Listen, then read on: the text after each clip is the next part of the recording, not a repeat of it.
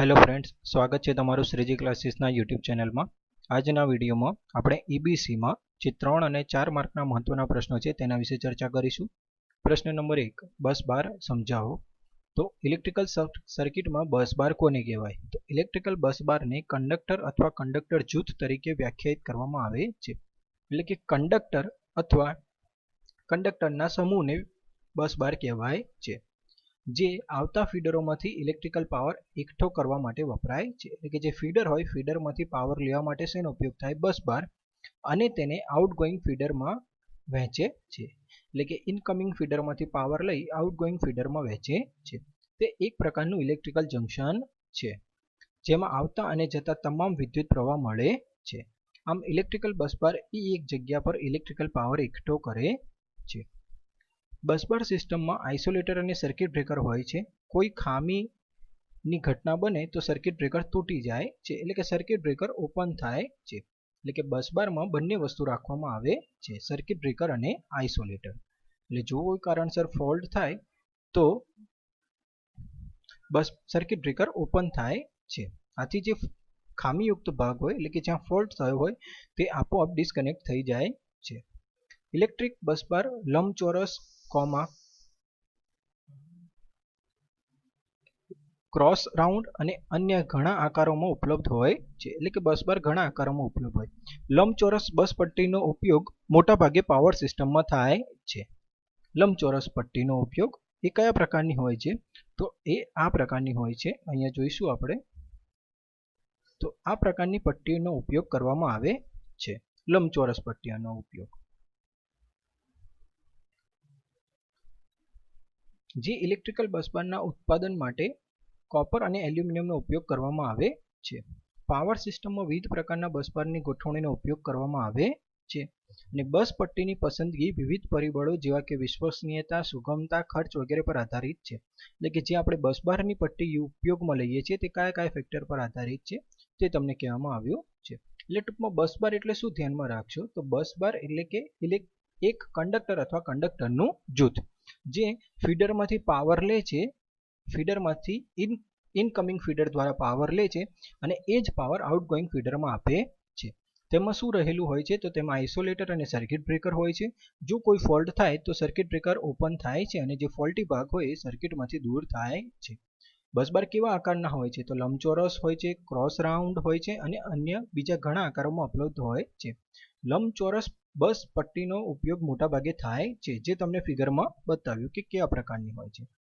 કયા કયા મટીરિયલમાંથી વાપરવામાં આવે છે? તો કોપર અને એલ્યુમિનિયમમાંથી ઉપયોગ કરવામાં આવે છે। હવે બસ પટ્ટીના ફાયદા કયા કયા છે? તો બસ પટ્ટીની વ્યવસ્થા અને જાળવણી સરળ છે। એટલે કે એને જે આપણે ઇમ્પ્લિમેન્ટ કરીએ છીએ તે વ્યવસ્થિત હોય છે, અને એને મેન્ટેનન્સ પણ સરળ હોય છે। સિસ્ટમની જાળવણી તેમજ કન્ટિન્યુટીને અસર કરતી નથી। એટલે સિસ્ટમને કોઈ કન્ટિન્યુટીને તેની અસર થતી નથી। બસ પટ્ટીનો સ્થાપના ખર્ચ સસ્તો છે, એટલે કે તેનો ઇન્સ્ટોલેશન ચાર્જ ઓછો હોય છે। તો આ પ્રકારે બસ બાર વિશે સમજાવવાનું રહેશે, જો 3 માર્કમાં પ્રશ્ન પૂછાય તો। અને જો ફિગર ડ્રો કરવી હોય તો આવી ફિગર તમે ડ્રો કરી શકો છો।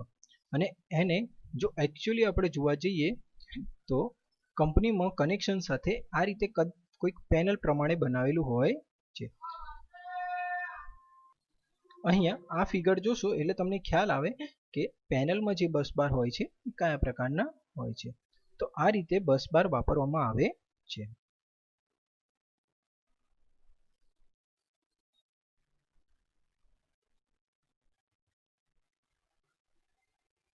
તો આ પ્રકારના અહીંયા તમને બસ બાર બતાવવામાં આવ્યા છે। તો આ ફિગર ના ડ્રો કરશો, પરંતુ ઉપરની જે ફિગર બતાવી છે એ તો તમે ડ્રો કરવાની છે, કેમ કે જો 4 માર્કનો પ્રશ્ન પૂછાય તો એમાં એક ફિગર ડ્રો કરવી, તો જેથી તમને 3માંથી સારા માર્ક મળી શકે। જો ફિગર નહીં ડ્રો કરો તો કંઈક ભૂલ હશે તો તમારા એક માર્ક તરત ઓછું થઈ જાય છે। હવે કોઈ પણ 6 વાયરિંગ ટૂલ્સના નામ જણાવો। એટલે વાયરિંગ માટે વપરાતા અલગ અલગ પ્રકારના ટૂલ્સના નામ જણાવો। સૌથી પહેલું છે વાયર સ્ટ્રીપર, પછી છે નોઝ પ્લાયર, હથોડી, poker, screw driver, tester, mallet. આ બધા જ ટૂલ્સના નામ તમારી બુકમાં તમને આપેલા છે। એટલે આ બધા જ ટૂલ્સના નામ એકવાર તૈયાર કરી નાખવા અને બધાનું ફંક્શન પણ તૈયાર કરી નાખવું. ખાસ કરીને તમારે એક નિયોન ટેસ્ટરનું ફંક્શન તૈયાર કરવું, એક કાટખૂણાનું ફંક્શન તૈયાર કરવું, ઓળંબો એનું ફંક્શન તૈયાર કરવું, વાયર ગેજ, હેન્ડ ડ્રીલ અને ઇલેક્ટ્રિકલ ડ્રીલ અને વાયર સ્ટ્રીપર અને નોઝ પ્લાયર, આટલાનું ફંક્શન તમારે ખાસ તૈયાર કરવું. નામ બધા જ યાદ કરવાના પણ કામ આટલું તૈયાર કરી લો. અને એક ટેસ્ટ લેમ્પ, એટલે ધ્યાન રાખજો વાયર સ્ટ્રીપર, નોઝ પ્લાયર, પછી આવશે tester, electrical drilling, hand drilling, પછી આવશે વાયર ગેજ, ટેસ્ટ લેમ્પ, ઓળંબો, કાટખૂણો, જંબુર અને નિયન ટેસ્ટર. તો આટલાનું તમારે ખાસ વર્કિંગ પણ તૈયાર કરવું, જેથી જો 2 માર્કમાં કદાચ પ્રશ્ન પૂછાય એક એક નામ આપી અને તમને એવું પૂછી શકે છે કે આનું કામ શું છે, તો એ પણ તમને આવડે. એના પછીનો પ્રશ્ન છે જરૂરી ઇલ્યુમિનેશન લેવલની કિંમત આપો. Bank, reading room, drawing room, operation theatre, bedroom, bathroom, workshop, showroom. એટલે કે આ બધા જે તમને જગ્યા આપી છે આ બધી જગ્યાએ તમારે ઇલ્યુમિનેશન લેવલ કેટલું રાખવું જોઈએ, એટલે કે પ્રકાશ કેટલો હોવો જોઈએ. તો ધ્યાન રાખજો કે અલગ અલગ જગ્યાએ કામ કરવાની પદ્ધતિ અલગ અલગ હોય છે, અલગ અલગ પ્રકારનું વર્ક હોય છે, માટે એ જ પ્રમાણે એનું ઇલ્યુમિનેશન લેવલ પણ રાખવામાં આવે છે. જેમ કે બેંકની વાત કરીએ તો કાઉન્ટર ટાઈપ એકાઉન્ટન્ટ એરિયામાં 300 લક્ષ જેટલું રાખવામાં આવે છે અને પબ્લિક એરિયામાં 150 લક્ષ જેવું હોય છે. રીડિંગ રૂમ એટલે કે જ્યાં આપણે વાંચવાની વાત કરીએ ત્યાં 150 થી 300 લક્ષ હોવું જોઈએ અને જો મેક્સિમમ વેલ્યુ કહીએ તો 300 લક્ષ તો રાખવું જ જોઈએ, એનાથી ઓછું રાખવું જોઈએ નહીં. ડ્રોઈંગ રૂમમાં 450 લક્ષ હોય છે. ઓપરેશન થિયેટરની વાત કરીએ તો જનરલ 300 લક્ષ હોય છે. ઓપરેશન થિયેટરમાં ઓપરેશન માટે ખૂબ જ કાળજી જોઈએ છે અને વધારે પ્રકાશની જરૂર પડે છે કે જેથી જે અંગો છે એ વ્યવસ્થિત જોઈ શકાય માટે. બેડરૂમ માટે જનરલ 100 લક્ષ, ડ્રોઈંગ ટેબલ, બેડ હેડ માટે 200 લક્ષ, બાથરૂમ માટે 100 લક્ષ, વર્કશોપ માટે 200 લક્ષ હોય છે. તો આ પ્રકારે અલગ અલગ જગ્યાએ જે તમારે જરૂર હોય છે ઇલ્યુમિનેશન લેવલની એ ખાસ ધ્યાનમાં રાખવું. હવે એના પછીનો પ્રશ્ન કે કંડક્ટર અને અર્થ વચ્ચે ઇન્સ્યુલેશન પ્રતિરોધ ટેસ્ટ કરવાની પદ્ધતિ સમજાવો. એટલે કે જે આપણે કંડક્ટર યુઝ કરીએ છીએ તો કંડક્ટર અને અર્થ વચ્ચેનો ઇન્સ્યુલેશન પ્રતિરોધ કેટલો છે એ આપણે શોધવાનો છે, ટેસ્ટ કરવાનો છે. તો આ પ્રશ્ન તમારા જીટીયુમાં ઘણી બધી વાર પૂછાય છે, એટલા માટે આ પર ધ્યાન રાખો અને આ પ્રશ્ન કમ્પલસરી તૈયાર કરવાનો જ છે. આ ટેસ્ટ માટે વાયરિંગ સિસ્ટમમાં વાયર અથવા કેબલનો ઉપયોગ કરવામાં આવે છે. લીકેજ કરંટની કિંમત 2% કરતાં વધુ હોવી જોઈએ નહીં અને ડીસી વર્કિંગ વોલ્ટેજ 500 વોલ્ટથી વધારે હોવા જોઈએ નહીં. આ જે વસ્તુ છે આ તમને જે કીધું આ રિક્વાયરમેન્ટ છે કે ટેસ્ટમાં આટલી રિક્વાયરમેન્ટ હોવી જ જોઈએ, આના વગર આ ટેસ્ટ ચાલશે નહીં. એટલે કે વાયર અથવા કેબલ હોવો જોઈએ, લીકેજ કરંટ 2% કરતાં વધારે ન હોવું જોઈએ અને જે ડીસી વર્કિંગ વોલ્ટેજ છે ધ્યાન રાખજો ડીસી વર્કિંગ વોલ્ટેજ છે 500 વોલ્ટથી વધારે હોવો જોઈએ નહીં. હવે ઇન્સ્યુલેશન ટેસ્ટ કરતા પહેલા કઈ કઈ બાબતોનું ધ્યાનમાં રાખવું, તો મેઇન સ્વિચ ઓફ રાખવી સૌથી પહેલું કારણ કે મેઇન સ્વિચ ઓફ સ્થિતિમાં જ રાખવી જેથી કોઈ કરંટ પસાર થાય નહીં તો ઇન્સ્યુલેશન રેઝિસ્ટન્સ માપી શકાય નહીં. મેઇન સ્વિચ ઓફ કર્યા પછી મેઇન ફ્યુઝ પણ ઓપન કરવા, મેઇન ફ્યુઝ ઓપન કર્યા પછી બીજા અન્ય ફ્યુઝ પણ ઓપન કરવા. એટલે ધ્યાન રાખજો મેઇન સ્વિચ, મેઇન ફ્યુઝ અને બીજા ફ્યુઝ ઓપન કરી નાખવા. આટલું થાય ધ્યાન રાખજો. આ 3 વસ્તુ એક જ સેન્ટેન્સમાં યાદ રાખજો કે મેઇન સ્વિચ, મેઇન ફ્યુઝ અને અન્ય ફ્યુઝ બધા જ ઓપન કન્ડિશનમાં રાખવા. બરાબર, ઓપન રાખવા એવું યાદ રાખજો અને 3 લાઈન બનાવીને લખજો. પછી તમામ સ્વિચ ઓન સ્થિતિમાં હોવી જોઈએ, બધી જ સ્વિચ ઓન સ્થિતિમાં હોવી જોઈએ અને લેમ્પ હોલ્ડર પણ શોર્ટ સર્કિટ હોવા જોઈએ. ધ્યાન રાખજો તમામ સ્વિચને ઓન રાખવાની છે કે જેથી આપણે મેગર ફરાઈશું તો મેગરમાંથી જે કરંટ ઉત્પન્ન થશે એ પસાર થવો જોઈએ, મેઇન કરંટ પસાર થવો જોઈએ નહીં, માત્ર મેગરનો થવો જોઈએ. એના પછી લેમ્પ હોલ્ડર પણ એટલા માટે જ શોર્ટ સર્કિટ કરેલા હોવા જોઈએ અને ઇન્સ્ટોલેશન સાઇડના લાઇન અને ન્યુટ્રલ ટર્મિનલ શોર્ટ હોવા જોઈએ. હવે એનું વર્કિંગ આપેલું છે, પદ્ધતિ આપેલી છે કે ઇન્સ્યુલેશન રેઝિસ્ટન્સ માપવા માટે મેઇન સ્વિચના લાઇન ટર્મિનલને મેગરના લાઇન ટર્મિનલ સાથે કનેક્ટ કરવામાં આવે છે અને મેગરના અર્થિંગ ટર્મિનલને અર્થ કરવામાં આવે છે. ત્યારબાદ મેગરને હેન્ડલને ફેરવવાથી વોલ્ટેજ જનરેટ થાય છે અને મેગર રીડિંગ નોંધે છે. ધ્યાન રાખજો કે આ જે છે આપણું લાઇન ટર્મિનલ છે એ લાઇન ટર્મિનલને મેગરના લાઇન ટર્મિનલ સાથે જોડવામાં આવે છે અને જે ન્યુટ્રલ ટર્મિનલ આ જે લાઇન ટર્મિનલ છે એને મેગરના લાઇન ટર્મિનલ સાથે જોડવાનો છે અને મેગરનો જે અર્થ ટર્મિનલ છે એને અર્થ કરેલું છે. અહીં આપણને આ બતાવ્યું છે કે આ રીતે સપ્લાય આવે છે. આ આપણું એનર્જી મીટર છે અને અહીંયા મેઇન સ્વિચ છે. તો મેઇન સ્વિચ ઓફ કન્ડિશનમાં છે. એનો જે લાઇન ટર્મિનલ છે એ મેગરના લાઇન ટર્મિનલ સાથે અને જે અર્થ ટર્મિનલ છે એ અર્થ કરેલો છે.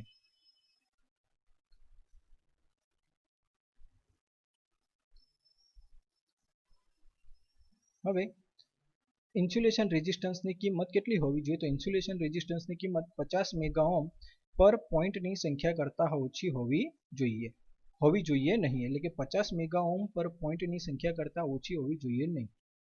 પરંતુ જો પોઈન્ટની સંખ્યા વધારે હોય તો ઇન્સ્યુલેશન રેઝિસ્ટન્સ 1 મેગા ઓહ્મ ગણવામાં આવે છે.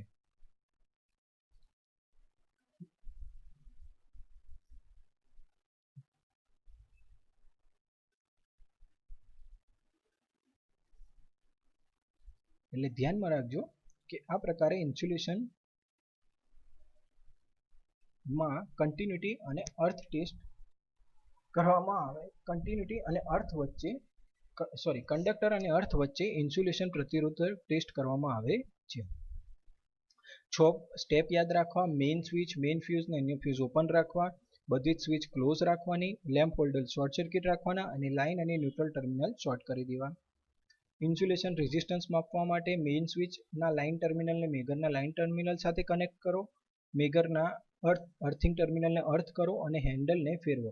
મેગરની અંદર ઇનબિલ્ટ જનરેટર આપેલું હોય છે, માટે તમે જ્યારે ફેરવશો તો એની અંદર વોલ્ટેજ જનરેટ થશે અને તેના કારણે તમારા લાઇન ટર્મિનલ અને કરંટ પસાર થશે અને તેના આધારે તમને રીડિંગ મળશે. જો ઇન્સ્યુલેશન રેઝિસ્ટન્સની કિંમત 50 મેગા ઓહ્મ પર પોઈન્ટની સંખ્યા કરતાં ઓછી હોવી જોઈએ નહીં. જો તેના કરતાં ઓછી આવે તો તમારું જે આપણે ઇન્સ્યુલેશન રેઝિસ્ટન્સ છે એ ખરાબ છે. પરંતુ જો પોઈન્ટની સંખ્યા વધારે હોય તો ઇન્સ્યુલેશન રેઝિસ્ટન્સ 1 મેગા ઓહ્મ ગણવામાં આવે છે. અને અહીંયા એની ફિગર બતાવી છે. ધ્યાન રાખજો, આ જે આપણા સપ્લાય આવે છે લાઇન અને ન્યુટ્રલ છે, આ જે છે ફ્યુઝ બતાવ્યું છે, અહીંયા એનર્જી મીટર છે, જે કંપનીમાંથી સપ્લાય આવે છે એ લાઇન અને ન્યુટ્રલ. ધ્યાન રાખજો, આ MGVCLમાંથી જે સપ્લાય આવે છે તે આપણા અહીંયા MGVCL છે, એટલા માટે તમને જલ્દી ખ્યાલ આવશે. અને ત્યાંથી આપણે જે ઘરમાં લઈ જઈએ છીએ તે લાઇન અને ન્યુટ્રલ. તો આ રીતે ટેસ્ટ કરવામાં આવે છે. આ જે પ્રશ્ન છે એ એક્ઝામ પોઈન્ટ ઓફ વ્યૂ ઘણો મહત્વનો છે. એના પછીનો પ્રશ્ન છે કે ઇકોનોમિકલ ઇન્સ્યુલેશનની ડિઝાઇન માટે ધ્યાનમાં આપવા પડતી બાબતો સમજાવો.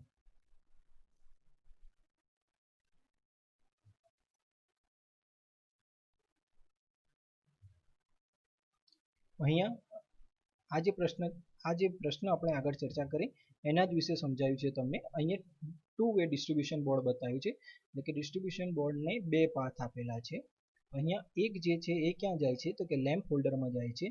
લેમ્પ હોલ્ડરના એક ટર્મિનલ શોર્ટ કરી અને બીજો અહીંયા બીજા સાથે બતાવ્યો છે અને અહીંયા પણ એ જ રીતે બતાવ્યું છે, બીજી સર્કિટ છે.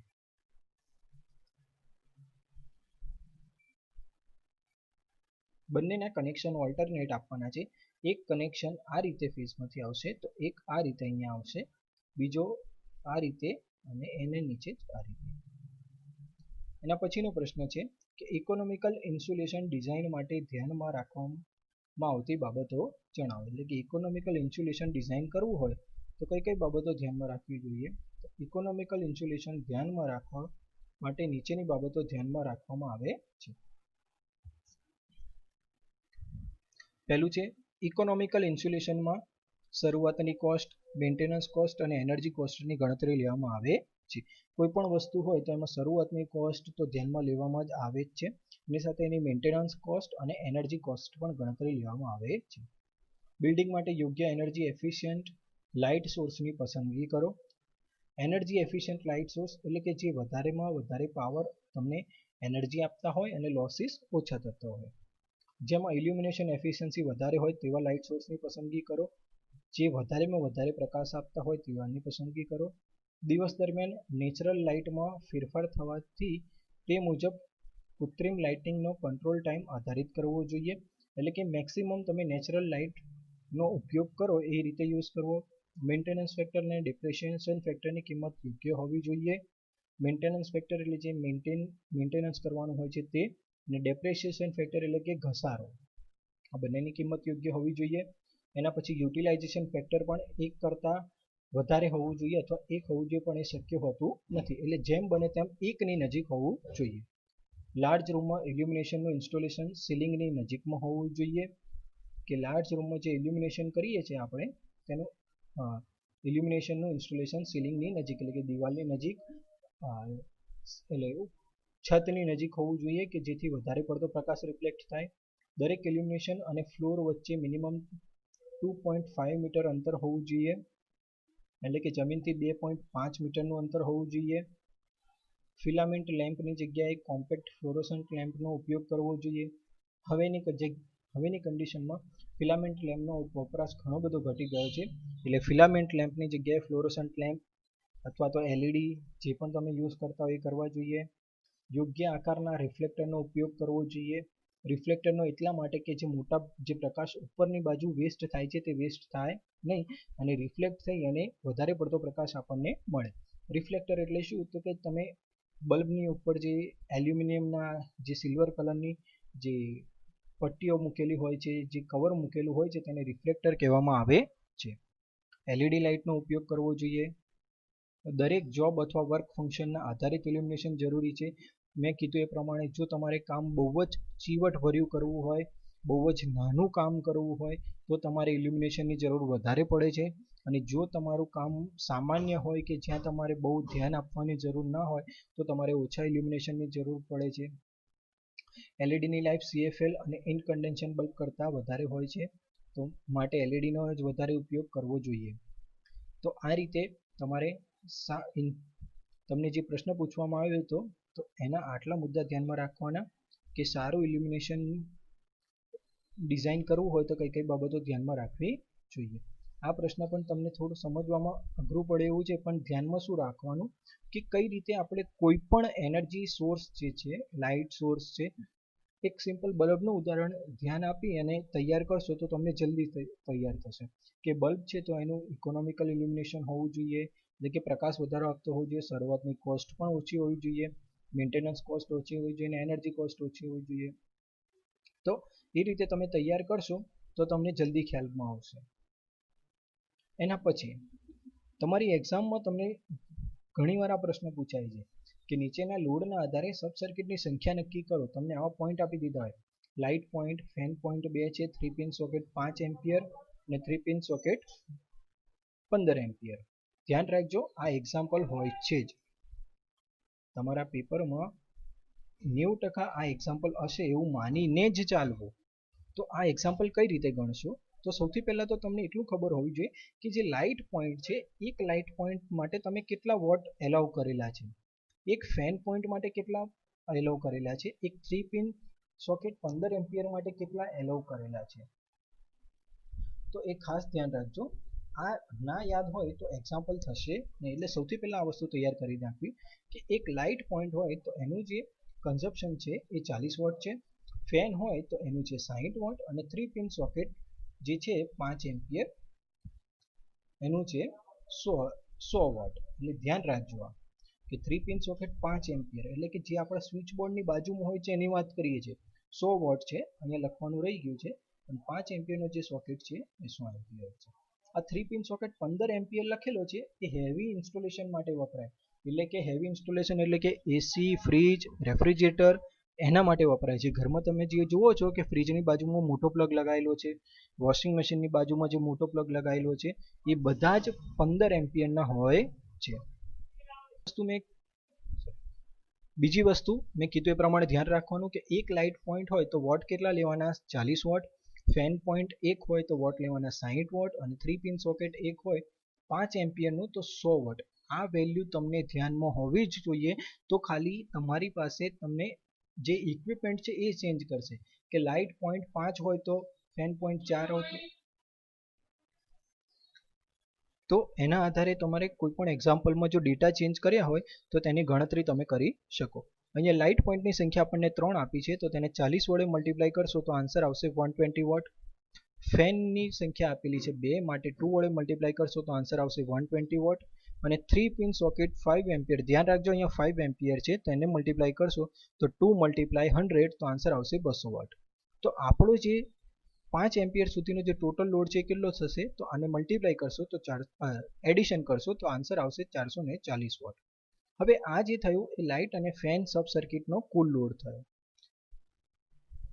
હવે ધ્યાનમાં એ રાખવાનું કે 800 વોટથી જ્યારે ઓછો લોડ હશે લાઇટ અને ફેન સબ સર્કિટનો તો તમે એક જ સબ સર્કિટ ઇન્સ્ટોલ કરી શકો. એન્ડ 800 વોટથી વધારે હોય તો તમારે સબ સર્કિટની સંખ્યા 2 રાખવી પડે. માટે અહીંયા એક જ સબ સર્કિટનું ઇન્સ્ટોલેશન કરવામાં આવે છે. હવે આગળ ધ્યાનમાં રાખવાનું કે 3 પિન સોકેટ છે, 3 પિન સોકેટ 15 એમ્પિયર, એની સંખ્યા છે 2. 3 પિન સોકેટ 15 એમ્પિયર જે હેવી ઇલેક્ટ્રિકલની વાત કરીએ આપણે તો એનો લોડ હોય છે 1000 વોટ. આ પણ ધ્યાનમાં રાખજો 15 એમ્પિયરનો જે પ્લગ હોય છે એનો વોટ હોય છે 1000 વોટ. તો એને જ્યારે તમે 1000 વડે મલ્ટીપ્લાય કરશો તો આન્સર આવશે 2000 વોટ. હવે પાવર સબ સર્કિટનો કુલ લોડ 3000 વોટ કરતાં ઓછો હોય ત્યારે એક જ સબ સર્કિટ ઇન્સ્ટોલ કરવામાં આવે છે. જો 3000 થી વધારે હોય તો જ સબ સર્કિટની સંખ્યા વધારવી. માટે કેટલી સબ સર્કિટ થશે તો 800 વોટથી ઓછો હોય તો 1 અને 3000 વોટથી ઓછો છે માટે 1 એટલે ટોટલ 1 + 1 2 સબ સર્કિટ થશે. એનાથી વધારે સબ સર્કિટ થશે નહીં. પરંતુ અહીંયા જે સ્ટેટમેન્ટ લખ્યું છે ધ્યાનમાં રાખજો 800 વોટથી વધારે હોય તો સબ સર્કિટની સંખ્યા વધારવાની રહેશે. તો આ રીતે આ એક્ઝામ્પલ ધ્યાનથી તૈયાર કરજો. તો જો તમને અહીંયા કોઈ ડેટામાં ચેન્જ આપે તો તમે ફરીથી ગણી શકો. માત્ર તમારે ખાલી અહીંયા આ જે પોઈન્ટ આપ્યા છે એની જ સંખ્યા ચેન્જ થશે અને આ જે કેલ્ક્યુલેશન આવશે એના સિવાય કોઈ ચેન્જ આવશે નહીં. એના પછીનો પ્રશ્ન, સ્ટેરકેસ માટે વાયરિંગ ડાયાગ્રામ, સ્કેમેટિક ડાયાગ્રામ અને સિંગલ ફેઝ લાઇન ડાયાગ્રામ દોરો.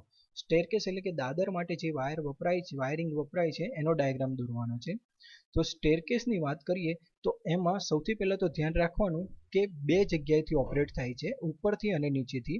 તો એમાં 2 ટુ વે સ્વિચ વાપરવામાં આવે છે માટે તમે એને બંને જગ્યાએથી ઓપરેટ કરી શકો છો અને એના કનેક્શન પણ આ રીતે જ કરવાના.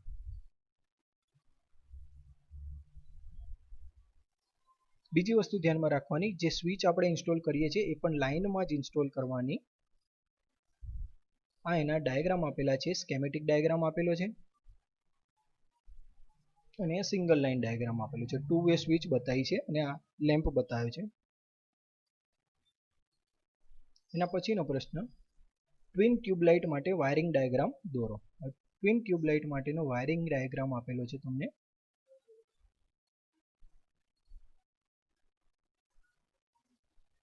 સૌથી પહેલાં તો કોઈ પણ ટ્યુબલાઇટની વાત કરીએ તો ટ્યુબલાઇટમાં સ્ટાર્ટર હોય છે. તો અહીંયા સ્ટાર્ટર બતાવી દીધા છે, લાઇન અને ન્યુટ્રલ, એની સાથે એક બેલાસ્ટ કનેક્ટ કરવાનું હોય છે. બેલાસ્ટ કનેક્ટ કરી અને આ રીતે ધ્યાનમાં રાખજો કનેક્શન કરી એનું કનેક્શન સ્ટાર્ટર સાથે, જે નીચેનો છેડો હોય છે એ સ્ટાર્ટર સાથે અને ફરીથી અહીંયા નીચેનો છેડો હોય છે. આ જે પોઈન્ટ છે એ ક્યાંક જોડવામાં આવે છે તો ન્યુટ્રલ સાથે. ધ્યાન રાખજો કનેક્શન સેમ જ રહેશે. લાઇન ટર્મિનલ બેલાસ્ટ સાથે કનેક્ટ કરી એનો નીચેનો ટર્મિનલ સ્ટાર્ટર સાથે, સ્ટાર્ટરનો છેડો ફરીથી આ રીતે કનેક્શન કરી અને આ જે ટર્મિનલ છે એ ન્યુટ્રલ સાથે જોડવાનો હોય છે. હવે નીચેની ટ્યુબલાઇટનું પણ એ જ રીતે કનેક્શન, લાઇન ટર્મિનલ જે છે બેલાસ્ટ સાથે, બેલાસ્ટનો નીચેનો ટર્મિનલ સ્ટાર્ટર સાથે, સ્ટાર્ટરનો નીચેનો ટર્મિનલ આ રીતે કનેક્ટ કરી અને ફરી પાછો એને ન્યુટ્રલ સાથે કનેક્ટ કરવાનો હોય છે. એટલે કે ટ્વિન ટ્યુબલાઇટ કનેક્ટ કરેલી છે. તો આ રીતે ટ્વિન ટ્યુબલાઇટનો ડાયાગ્રામ પણ જીટીયુમાં તમારે પૂછાય છે. તો આજના વિડીયોમાં ઘણા બધા પ્રશ્નોની ચર્ચા કરવામાં આવી છે. બધા જ પ્રશ્નો તમારી એક્ઝામ પોઈન્ટ ઓફ વ્યૂ ઘણા જ મહત્વના છે. તો તે તૈયાર કરવાનું ચાલુ કરી દેવું અને રિવિઝન જેમ બને તેમ જલ્દી તૈયાર કરવું. અને એક વસ્તુ ધ્યાનમાં રાખજો, ઈબીસીમાં મોટા ભાગના પ્રશ્નો નોલેજ આધારિત હોઈ શકે છે, માટે જેમ બને તેમ ટેકનિકલ નોલેજ વધે તેવા પ્રશ્નો તૈયાર કરવા.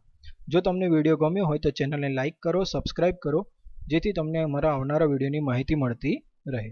વિડીયોમાં બનાવવામાં આવેલી PDF વિરલ વાળંદ દ્વારા બનાવવામાં આવી છે. Thank you.